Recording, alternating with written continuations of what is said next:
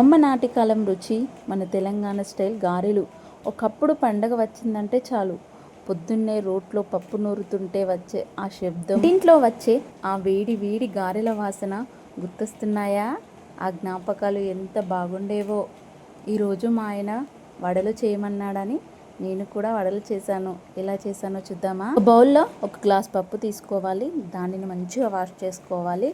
Wash చేసుకున్న పప్పును 4 లేదా 5 గంటల పాటు నానబెట్టుకోవాలి. తర్వాత దానిని కొంచెం వాటర్ పోసుకొని మిక్సీ పట్టుకోవాలి. దానిని ఒక బౌల్లో వేసుకొని ఒక 1 అవర్ పాటైనా ఫ్రిడ్జ్లో పెట్టుకోవాలి. ఒక 1 అవర్ తర్వాత బయటికి తీసి పప్పును 3 నిమిషాలు మంచిగా మిక్స్ చేసుకోవాలి. తర్వాత కొంచెం కరివేపాకు, కొత్తిమీర, ఆనియన్, పచ్చిమిర్చి, కొంచెం సాల్ట్, జీలకర్ర, కొంచెం వంట సోడా వేసుకొని మంచిగా మిక్స్ చేసుకోవాలి. ఒక ముకుట్లో ఆయిల్ పోసుకోవాలి. ఆయిల్ హీట్ అయ్యాక గారెలు వేసుకొని గారెలు బ్రౌన్ కలర్ వచ్చే వరకు ఉంచుకోవాలి. అంతే, వేడి వేడి గారెలు రెడీ. ఈ వీడియో మీకు నచ్చినట్లయితే లైక్, షేర్, సబ్స్క్రైబ్.